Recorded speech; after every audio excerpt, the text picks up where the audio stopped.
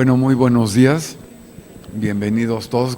Con el frío nos baja la presencia de todos ustedes, pero bueno, yo creo que el tema que vamos a escuchar ahora pues es muy interesante porque está basado en fuentes primarias, la mayor parte de ellas.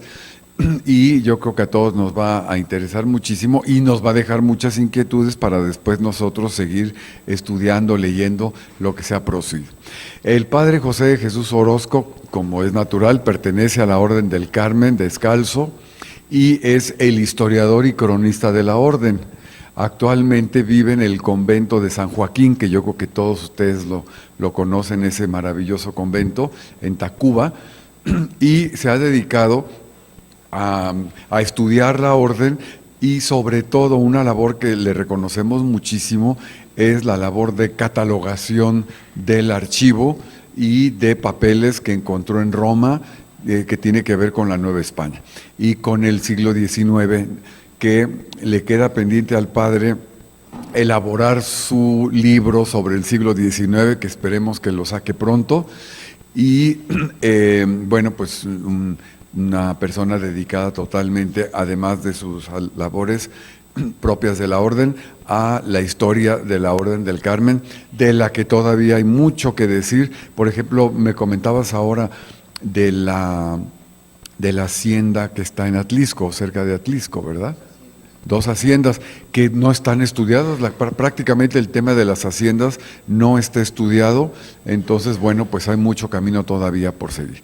También alguien me preguntaba que si así se escribía Atrisco, pues es una cosa que nos va a decir ahora el padre, ¿verdad? Por eso lo pusimos entre comillas, y bueno, pues le damos la bienvenida agradeciéndole su presencia. Muchas gracias.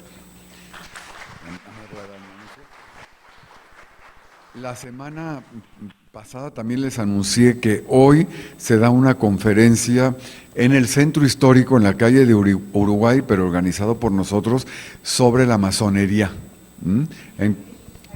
A las 7 de la tarde en el Centro Telmex, que está en la esquina de la calle de Uruguay e Isabel la Católica.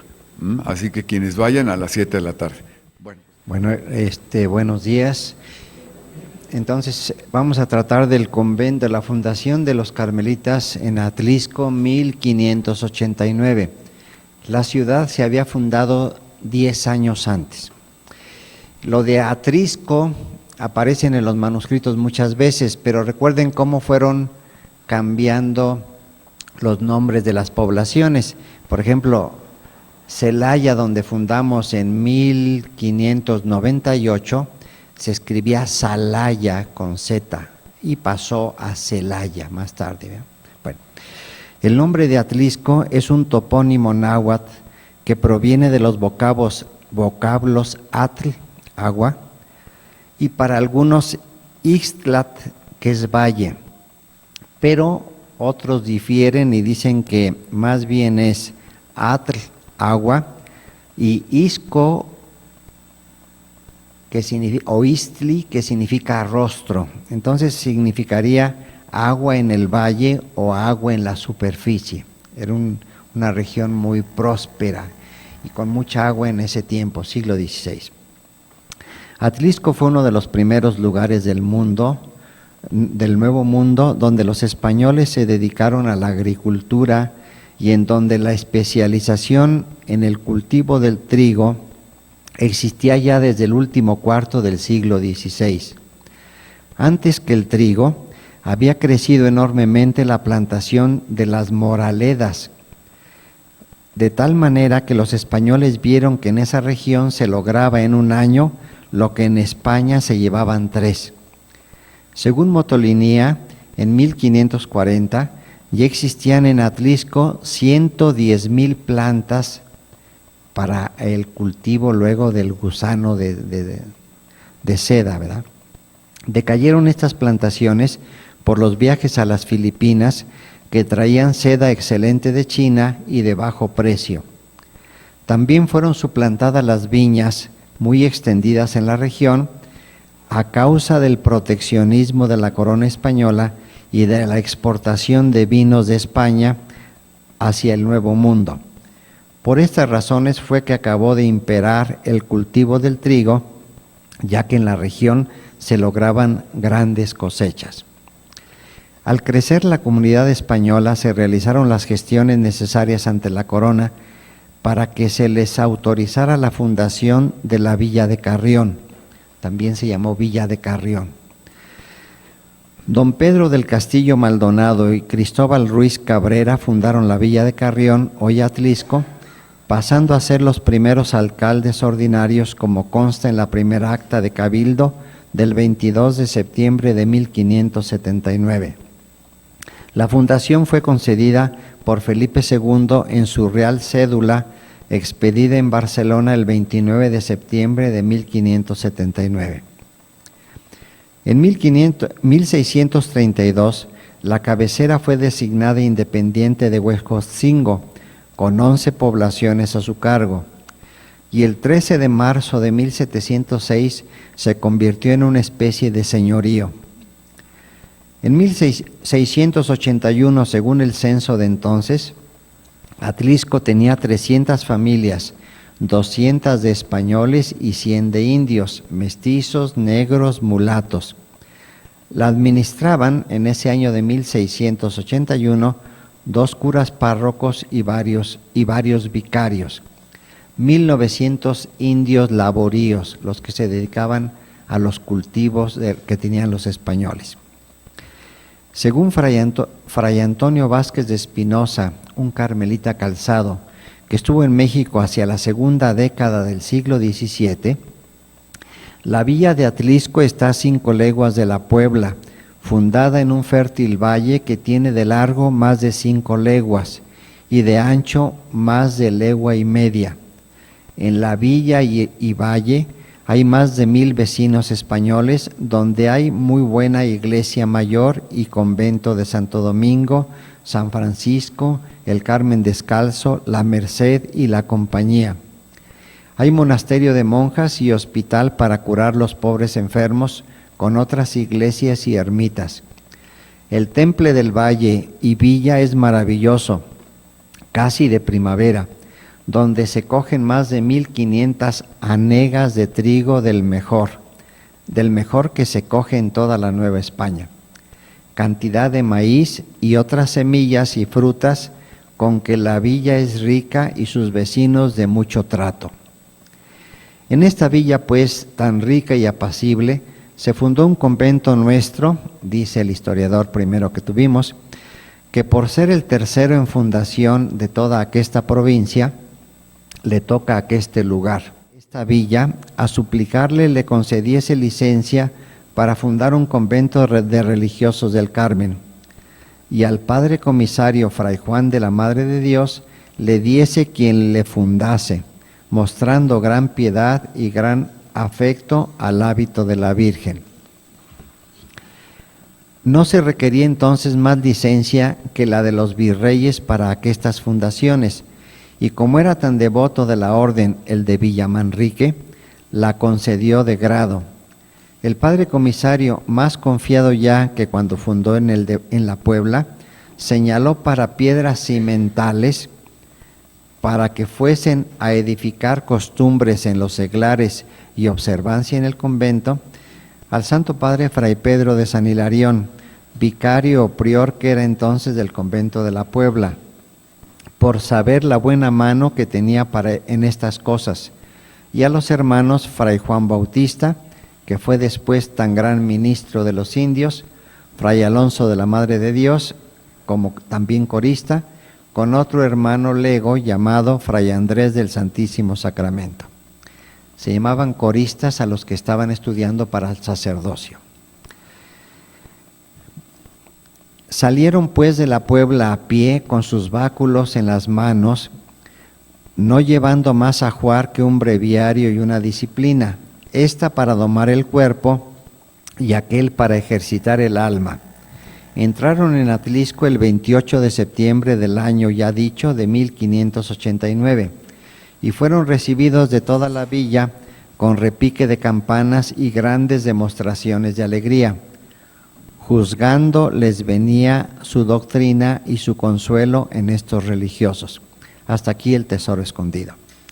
Era obispo de la Puebla don Diego Romano, quien concedió el permiso de fundación como lo había hecho para el caso de Puebla.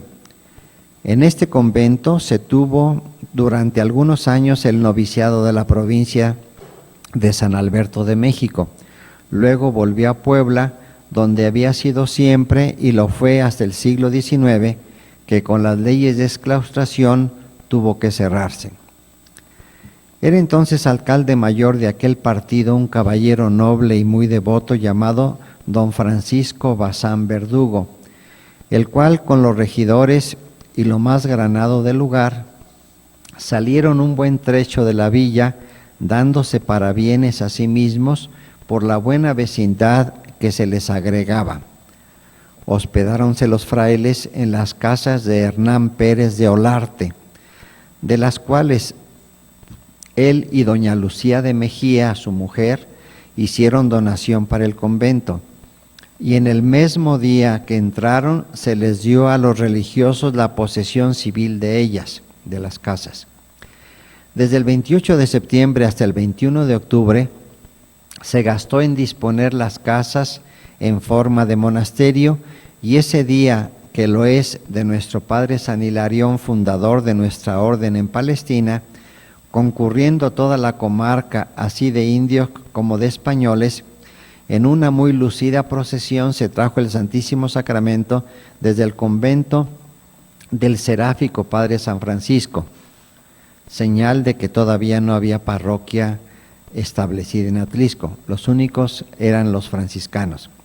Y se hallaron en ella no solo los religiosos fundadores que hemos dicho, sino también los padres Pedro de los Apóstoles, su prior que era de México, Fray Juan de Jesús María, maestro de novicios de Puebla, Fray Elías de San Juan Bautista, Fray Martín de San Ángelo, Fray Ángel de la Natividad, Fray Pedro de la Magdalena, Fray Francisco Bautista, los cuales se juntaron de México y de la Puebla para solemnizar más aquel acto.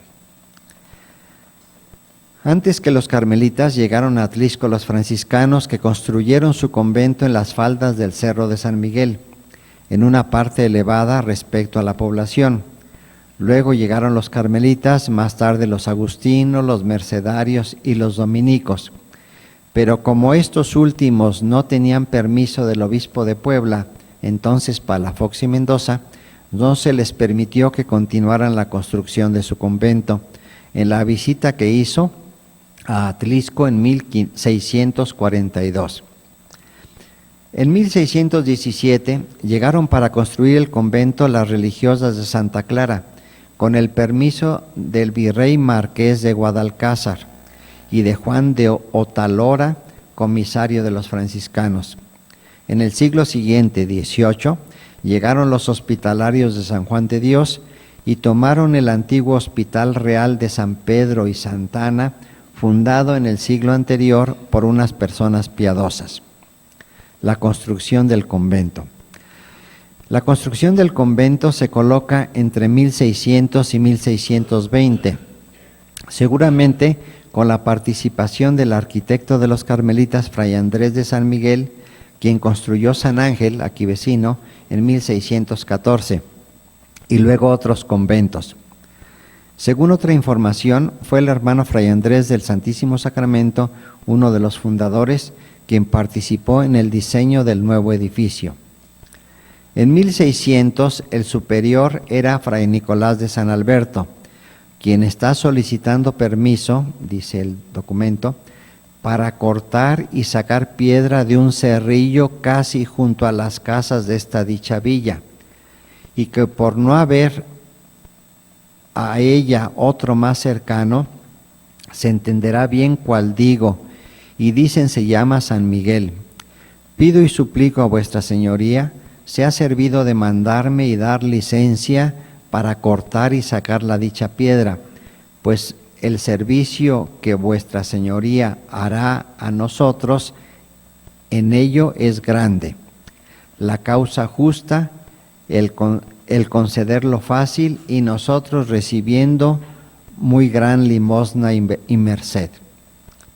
El convento del Carmen, es decir, a decir de los conocedores, llegó a ser la más destacada construcción de traza española del lugar, y el de San Francisco sería el más destacado de la traza indígena de la región.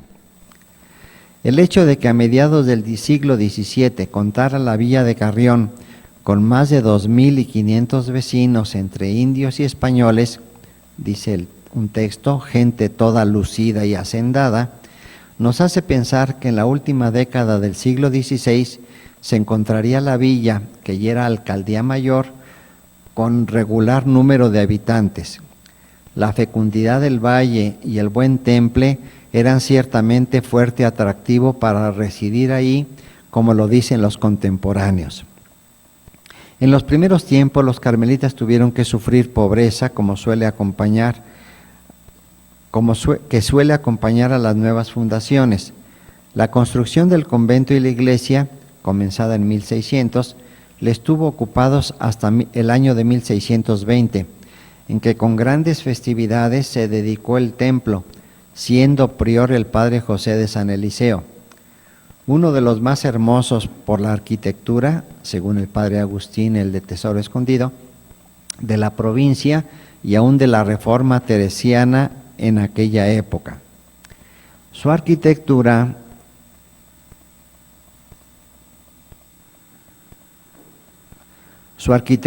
sobria y de gran sencillez relaciona este convento con el de San Ángel, de la Ciudad de México, y no sería raro que hubiera intervenido el mismo Alarife, es decir, se refiere a Fray Andrés de San Miguel. Esta es la portada de la iglesia. La iglesia y convento del Carmen dio a ser el edificio religioso más importante de Atlisco, limitado por enormes bardas abarcando aproximadamente 2 manzanas, comprendió, como todos los edificios de la misma orden, un claustro pequeño, 1 o 2 grandes, dice claustros, pero más bien patios, huerta, dependencias e iglesia anexas a todo el convento. Está orientada de norte a sur.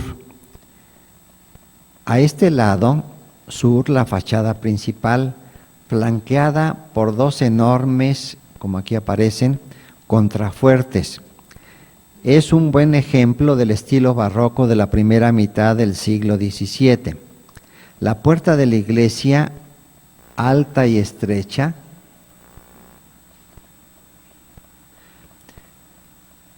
está enmarcada por pilastras almohadillas, cuyas junturas se prolongan hacia los lados y hacia la puerta misma. En el entablamiento, más arriba, una inscripción que dice Soli Deo Honor et Gloria. Ya se perdieron aquí 2 letras. La base del segundo cuerpo, constituido en la parte central por la ventana del coro, esta es la ventana del coro, tiene 2 angelitos sosteniendo una corona imperial. Adornos entrelazados a los lados y el escudo del Carmen repetido.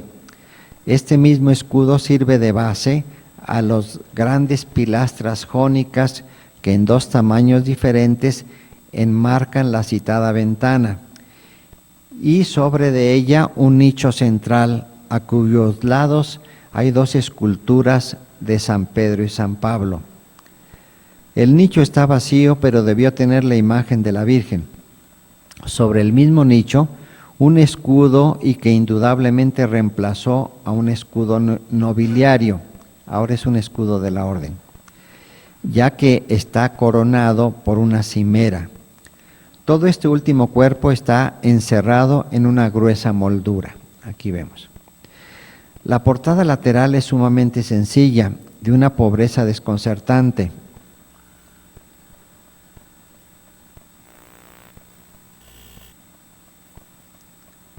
Esta es la portada lateral, ingreso al convento. No existían las 2 ventanas que abrieron en el siglo XX. Desconcertante, pero si vemos la iglesia por un lado, de eso no tengo fotografías, nos damos cuenta de una cosa curiosa. La base de la torre está sobre el segundo tramo de la nave, lo cual quiere decir que el último tramo fue agregado posteriormente y que la rica portada que hemos descrito es también posterior a la construcción de la iglesia. Es decir, esta portada pudo ser posterior. Añadieron una bóveda más y hicieron portada. La iglesia misma es de una sola nave de magníficas proporciones, dice Gonzalo Obregón.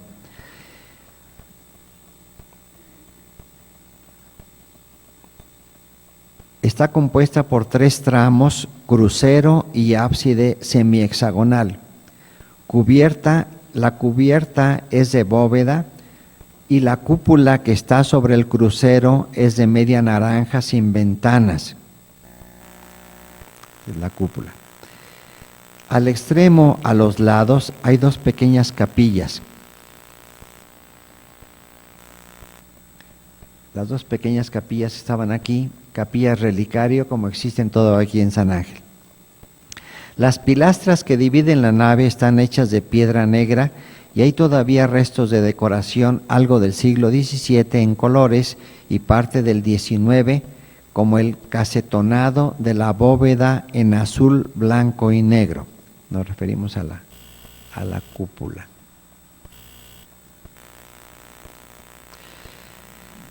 El mismo casetonado que vemos en la portada de la parte interior lo encontraremos repetido en las pilastras y los arcos que sustentan la cúpula y en las bóvedas tanto de los cruceros como de la capilla mayor.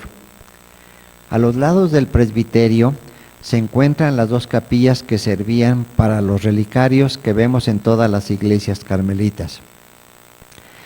El altar mayor, es decir, el presbiterio, estuvo adornado con el magnífico retablo barroco que existe ahora y se salvó en San Francisco, con pinturas de los Juárez, con espléndido mobiliario. La tormenta reformista lo despojó de todo. Hoy no hay más que un esqueleto, pero que aún en su desnudez conserva su gran nobleza. El claustro se anexa al sureste de la nave.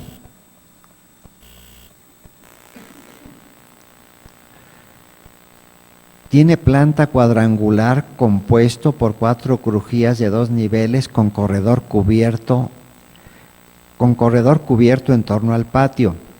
Este es soportado por columnas de ladrillo y arcos rebajados. Miren, así estaba en los años 60, así está en la actualidad. Han salvado el claustro, que es pequeño pero es magnífico.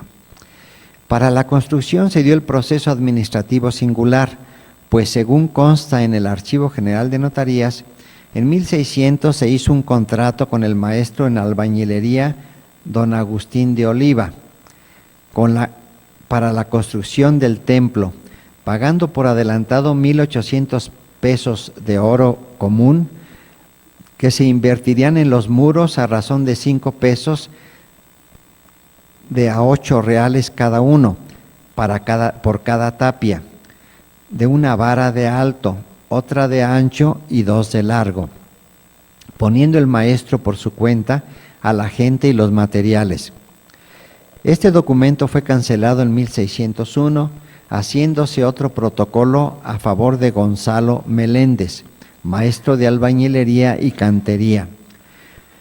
Finalmente, en febrero 16 de 1605, mediante una escritura de concierto de obra, celebrada entre el padre provincial, Fray Martín de la Madre de Dios, y el prior y frailes de dicha orden, con Agustín de Oliva, vecino de dicha villa, para hacer la obra de su iglesia tal y como se contiene en la escritura que otorgó con el prior Fray Pedro de los Apóstoles a nombre suyo y del convento, y con su poder, siendo fechado en la Puebla de Los Ángeles el 6 de agosto de 1604.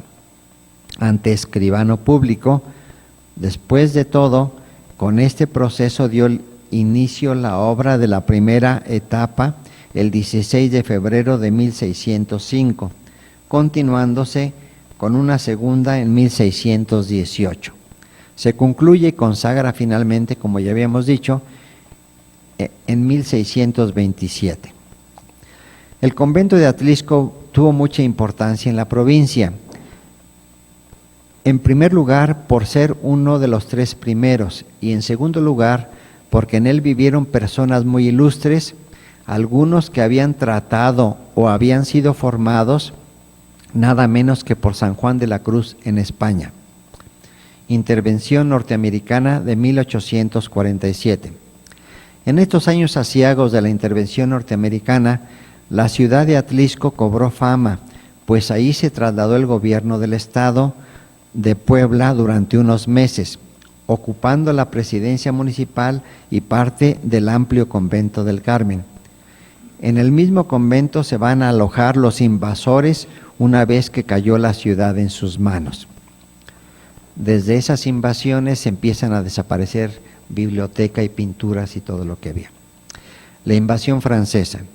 El 12 de abril de 1863, a las 4 de la tarde, entró en Atlisco el grupo de cazadores de África, montando en magníficos caballos árabes.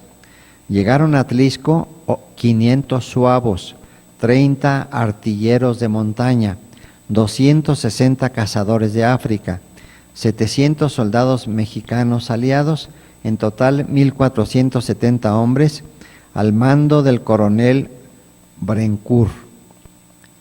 A la caída del imperio de Maximiliano, el convento del Carmen comenzó a perder su riquísima biblioteca y fueron saqueadas sus obras de arte. Otro tanto le sucedió a los conventos de San Agustín, La Merced y la parroquia de Nuestra Señora de la Natividad. Los religiosos carmelitas fueron retirados en 1853, desapareciendo lamentablemente su archivo y biblioteca. Después, en 1867, sus bienes fueron vendidos y la iglesia fue despojada de todas las obras de arte que había reunido.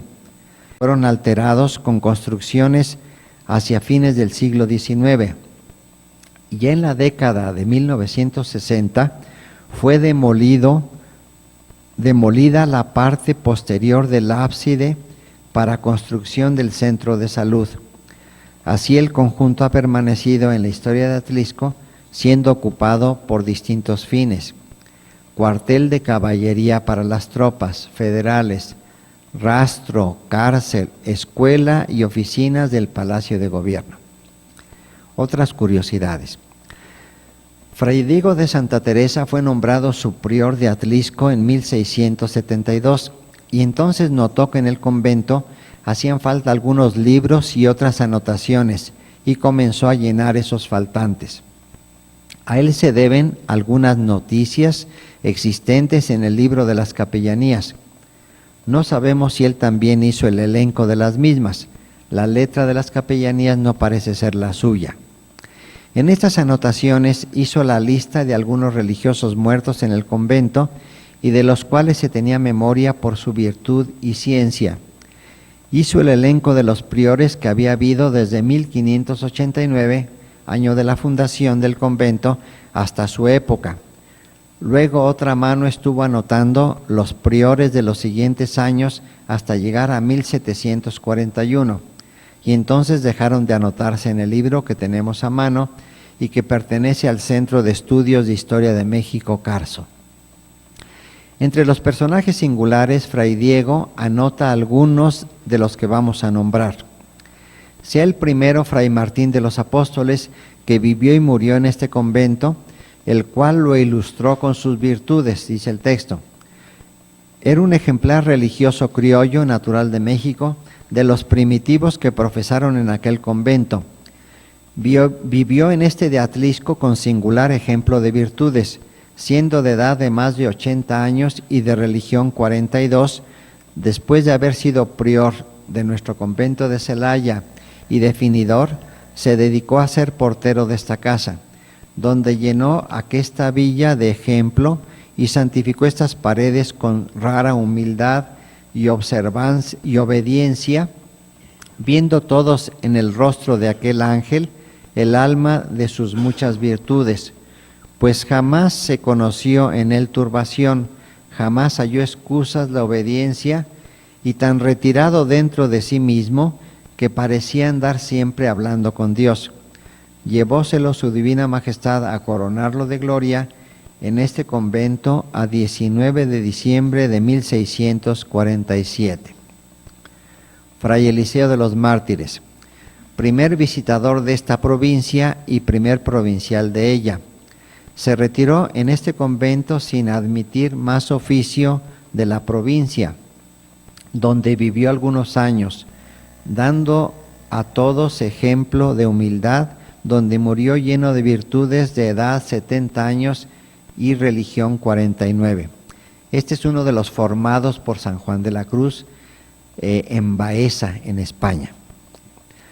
También se dan algunos datos del padre Fray Domingo de Jesús María, natural de Sayatón, en España.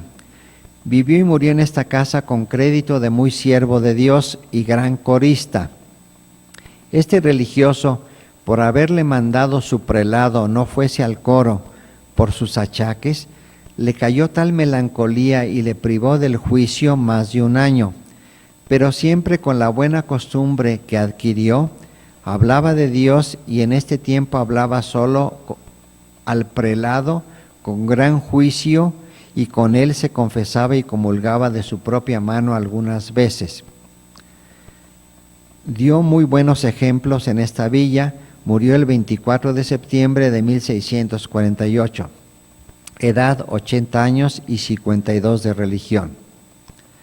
Y así va el texto que tenemos a mano, va elencando a muchos personajes que vivieron en este lugar. Reedificación del convento. En 721 hay una nota curiosa en el libro que citamos. En este trienio, dice el libro, por estar el convento muy deteriorado y casi cayéndose, dio licencia el definitorio para su reedificación, y poniéndose en planta, sin más limosna que la gran providencia de Dios que concurrió a ello, quedó nuevamente fabricado. Fíjense, va él enumerando los lugares que rehicieron. Librería, es decir, biblioteca, sala de recreación y de profundis, un tránsito en donde se halla una taquilla para las capas, escalera, la portería y anteportería, adornado todo con muy buenos lienzos y estantes de librería. En el coro se hizo órgano nuevo y adorno de varios cuadros que cogen los medios puntos de las bóvedas y bajan debajo de la cornisa hasta los asientos del coro. Y entrando en la sacristía, que estaba muy deteriorada de ornamentos sagrados, de estos se hicieron 4. Había, diríamos, mucha clasificación en los ornamentos, cuáles eran de primera, de segunda o de tercera, ¿verdad? Según las fiestas.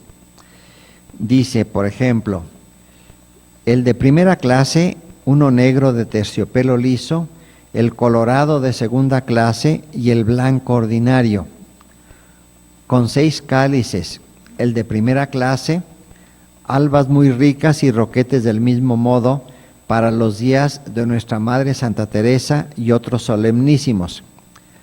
Además se agrandó el presbiterio y se adornó de muy buenas rejas de fierro con los remates dorados, y asimismo 4 blandones con sus pedestales y ciriales de muy buena fábrica y bien dorados.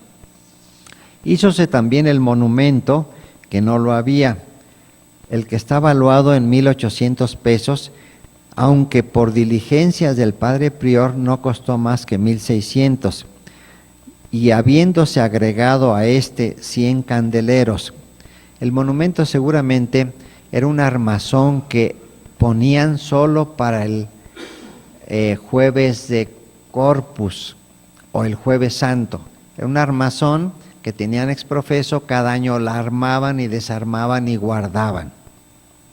Prosiguiendo con la obra, quedó también acabado los cimientos hasta el primer piso. El oficio humilde son los baños, pegado al santo profesado para que logren los conventuales el beneficio del agua que le participa el de los hermanos del santo profesado. Y siguiendo los cimientos desde allí para el cuarto principal, quedan llenos los cimientos y principiadas y trazadas las paredes del refectorio y cocina, y juntamente se hizo el reloj de fábrica extraordinaria. Acuérdense, ya en el 18 están poniendo relojes en todas partes, porque es de péndulo, y se agregaron los cuartos que no tenía, es decir, las campanadas de cada cuarto. Hacia 1747 fue elegido Fray José de la Concepción, y habiendo venido a este convento, volvió a proseguir la obra que había dejado empezada, y dejó acabados desde los cimientos el refectorio, la cocina con sus cuartos, la hospedería con un comedor, el fregado de la loza, el de profundis y procuraduría, y un cuarto para la sacristía, que todo está cerrado con 32 bóvedas, y en sus altos quedan acabadas 25 celdas. Si nosotros tomamos la medida de una bóveda, nos damos idea lo que significaban 32 bóvedas, siempre en la planta baja. La planta alta siempre eran envigados. Entonces se terminaron pues 25 celdas, la ropería, el oficio humilde, la cárcel y el harinero. Todos los conventos de la colonia tenían cárcel.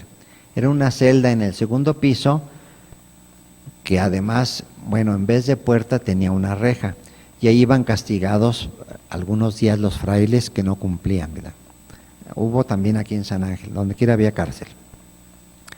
En la sacristía se hicieron 8 albas ordinarias, 40 amitos y 30 cubrealtares y otros tantos purificadores, el ornamento para las misas de la Virgen y el ornamento verde y capa de terciopelo negra para los lunes ordinarios. Continúa la anotación. Fray Dámaso de San José, natural de un lugar junto a la Cerca en España, fue electo prior de este convento. Hizo en su trienio, en su tiempo, la rasura. Junto a los baños había otro lugar donde los frailes se rasuraban. Y las 2 celdas que siguen y otras sobritas en su trienio que empezó el año de 1749. Fue su superior el padre Fray Santiago de San José, natural de Ventreta, y ambos a 2 castellanos viejos. En mayo de 1756, todo esto son anotaciones del libro manuscrito que está aquí en este lugar. Fue electo prior de este convento Fray Antonio de San Miguel, natural de la Puebla de Los Ángeles. Hizo en su trienio muy buenas y excelentes obras, como son haber cercado el cementerio de cal y canto, y haberlo enlosado y enladrillado, y haberle echado muy buenas puertas y portones con sus llaves. También hizo dentro del mismo cementerio un camposanto, muy capaz, con su puerta y llave. Renovó también, y cuasi a fundamento, toda la ermita de la huerta, con bóvedas y el corredor con buen cañón. El corredor de cañón es una construcción especial, ¿verdad? Compró también para el convento libros nuevos y curiosos, todo el juego del padre Señeri, unos libros del siglo XVII, pero están comprándolos en el XVIII. Todas las obras del venerable Juan de Palafox y Mendoza y otros varios sermonarios. Finalmente hizo otras muchas obras, aunque menudas.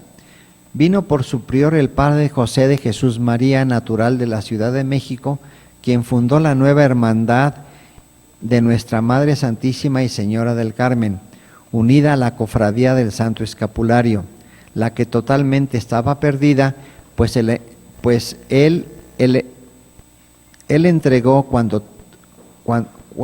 el entrego que tuvo cuando llegó a este convento fueron solo 12 reales y algunos escapularios, y ahora con esta nueva hermandad ha dejado un auge desmedido y es ya muy proficua para el convento en 1 año y 8 meses luego que la fundó, y deja en la caja de la cofradía 2,262 pesos. Esto es en pesos duros. Bueno, ahora vamos a las haciendas, una breve anotación sobre las haciendas. La región de de Atlisco tuvo magníficas haciendas y, como sabemos, muy buena producción, sobre todo de trigo. La hacienda de la Sabana o San Juan Bautista, todavía queda en esa región memoria de esa hacienda. El manuscrito también nos habla sobre la hacienda de la Sabana, que llegó a pertenecer a los carmelitas de Atlisco. Tenemos información de los censos que grababan las haciendas de la Sabana, Ahuehuete, Tlayahualco, Santiago Jamaica y el Rancho de los Dolores, propiedades del presbítero don Fernando Campi Delgado. Censos reconocidos por varios propietarios desde 1700, antes de comprar la hacienda don Fernando, y que a la muerte de este en 1765 pasaron junto con las propiedades dichos gravámenes a ser reconocidos por el convento de las Carmelitas de Atlisco. Este convento fue el heredero de don Fernando, pagó los réditos y el padre procurador Fray José de San Simón liquidó los principales, que ascendían a 37,760 pesos entre 1781 y 82. Recuerden, muchas personas ponían en las haciendas dinero a rédito.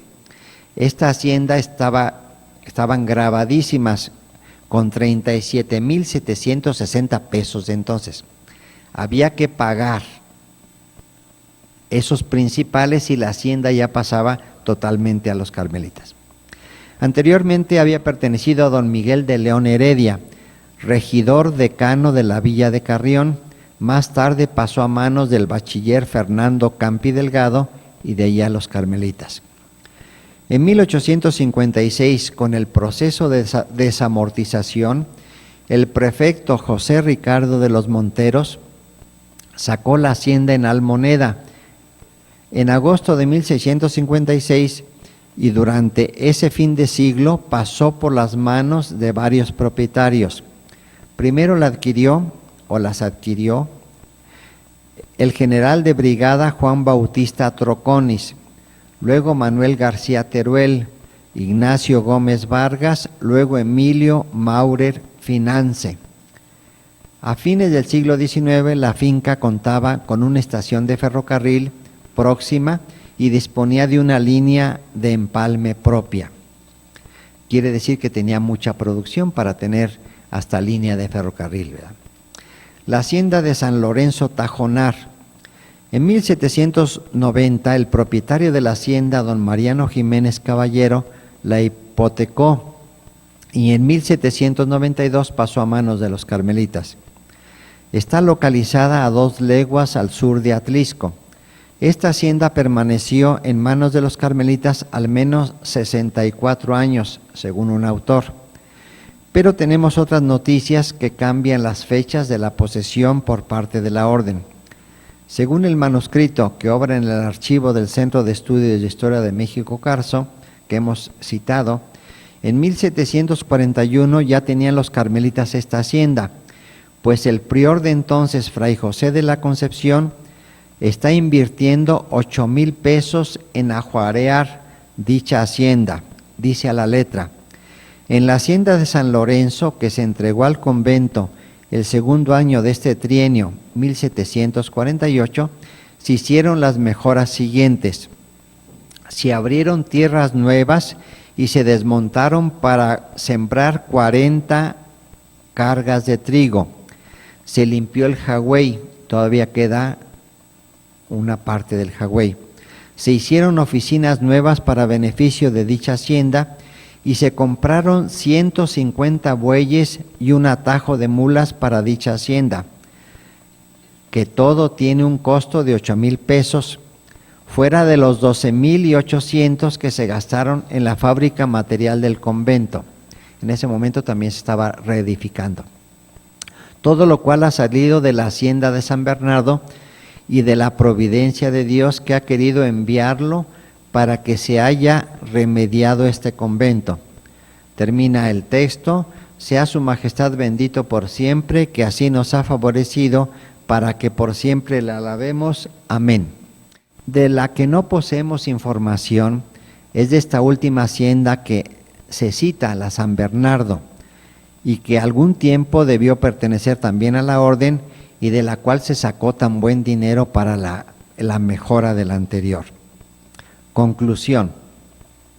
Estos son apenas unos rasgos del convento que los carmelitas tuvieron en Atlisco, población muy bien comunicada desde el primer siglo de la conquista, muy rica en productos agrícolas y que jugó un papel importante en la región, tanto en el desenvolvimiento de la agricultura, las experiencias que en esa región se hicieron, también por el asentamiento muy temprano de los españoles, cuidando sus campos y proponiendo nuevos cultivos en la región.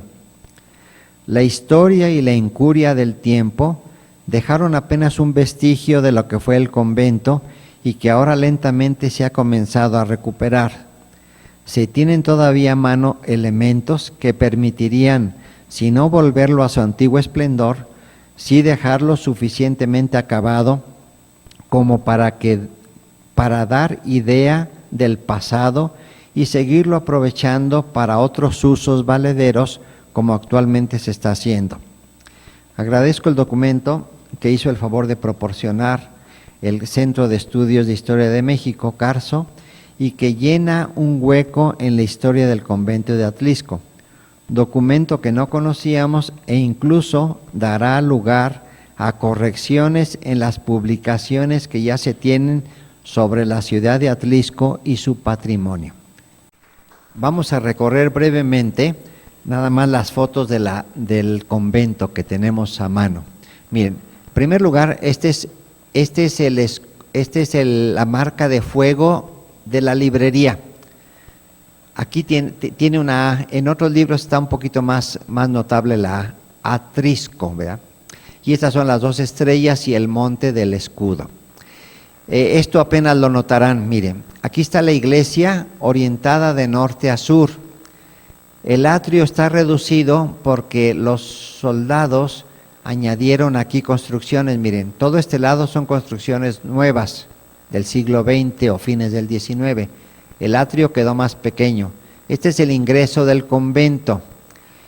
Este es el claustro que ya vimos. Y seguramente en esta parte que está ya recuperada era el antiguo comedor y por aquí la cocina. Se perdió toda un ala que llegaba detrás del ábside del convento. Toda esa parte la destruyeron y aquí hicieron en 1960, ya tardísimo, un centro de salud. Bueno, vamos a ver otras fotografías. Esta es la portada. Estos dos enormes contrafuertes en los conventos nuestros no lo tienen, ¿verdad? Se ve que ahí tuvieron necesidad de esta añadidura. Luego, no solíamos tener torres, pero en el primer cuerpo de este lado, es decir, en el muro de la iglesia, el muro exterior que daba a la calle, se ponía la espadaña. Nunca tuvimos torre. Bueno. Miren, aquí está el ingreso, esto no existía, siempre hacía ángulo la iglesia y el ingreso, y arriba siempre era la biblioteca.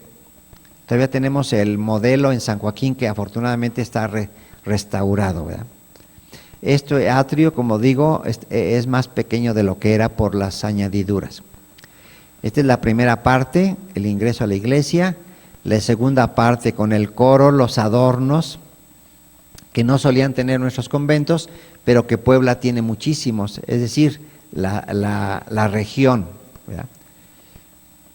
Esta es la tercera parte de la portada, con el nicho. Una cosa curiosa también, San Pedro y San Pablo.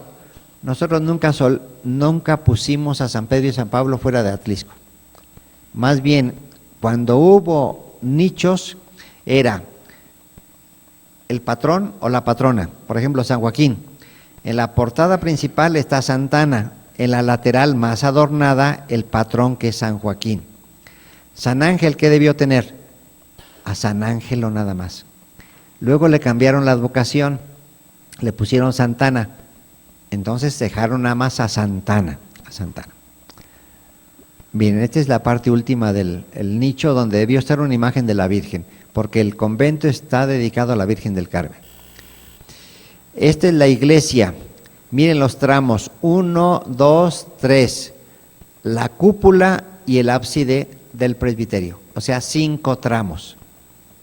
Todas las iglesias nuestras tenían 5 tramos, porque eso daba la medida que nos permitía las leyes.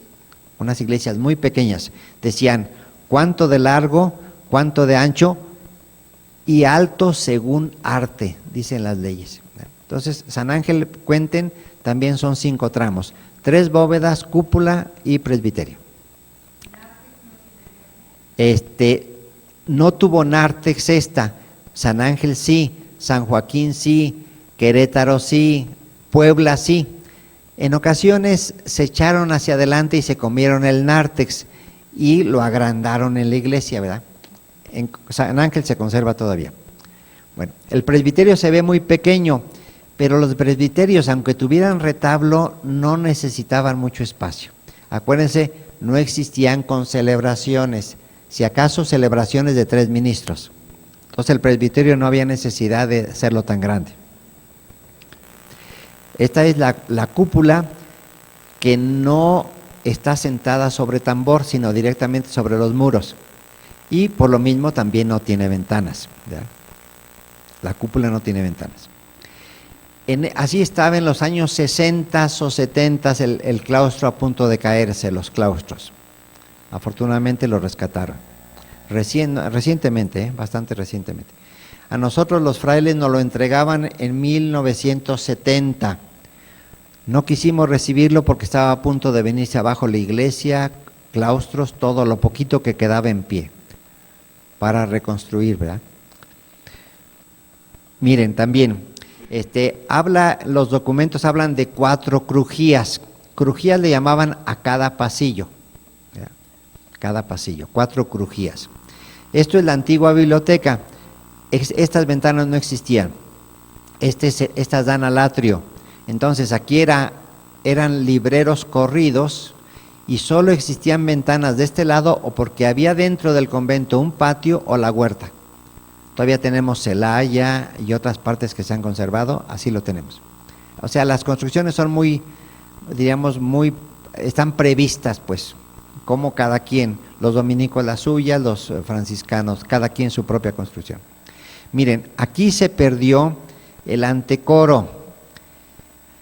Esta escalera es reciente. El antecoro era un lugar muy importante porque se reunían para ir al coro a los oficios todos los días, incluso a medianoche. Eso se perdió, eso está descubierto. Esto es parte del coro.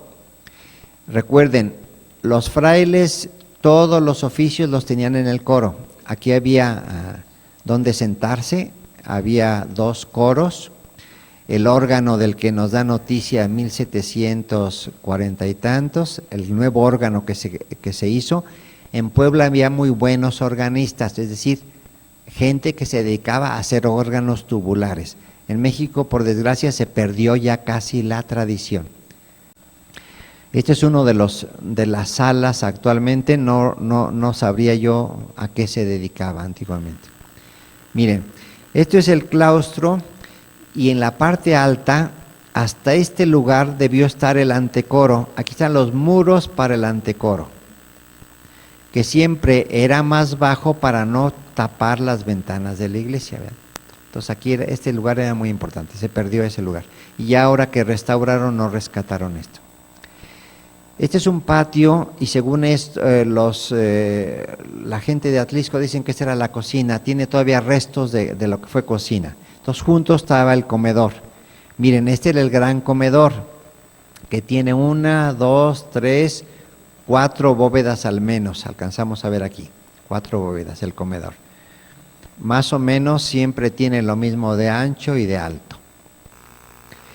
Esta es la petición que hace Fray Alberto en 1600 para extraer piedra del cerro de San Miguel.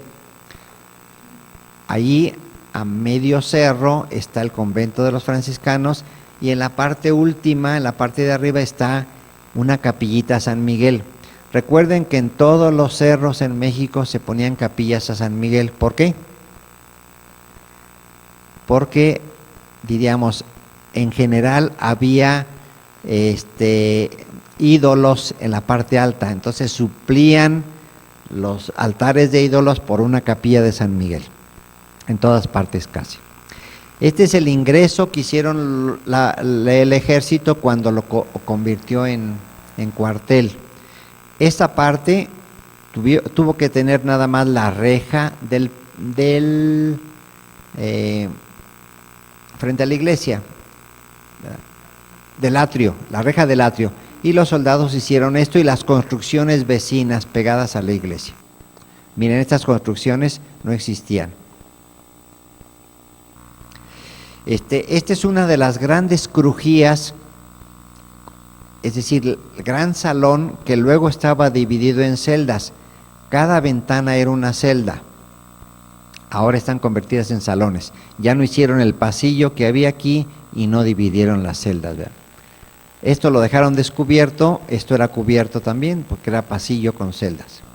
Miren, esto que veíamos está aquí al fondo. Falta por restaurar todo esto.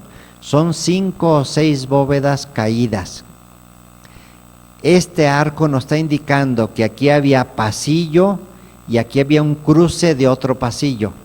Es un arco más grande y comunicaba con el antecoro, esta parte. La misma visión, vean, aquí están perdidas por lo menos 1, 2, 3, 4 bóvedas. La parte de abajo siempre eran bóvedas y arriba envigados. Eso es parte de lo perdido. Son las celdas. Esta es la capilla doméstica. Los frailes siempre tenían, además de la iglesia, una pequeña capilla arriba, en el segundo piso. Este es el resto de la capilla doméstica. También, si esta no le meten mano pronto, esto se derrumba, ¿verdad? Y esta es la piscina donde se lavaban los purificadores. Tenían una bajada de agua que no se conectaba con el drenaje.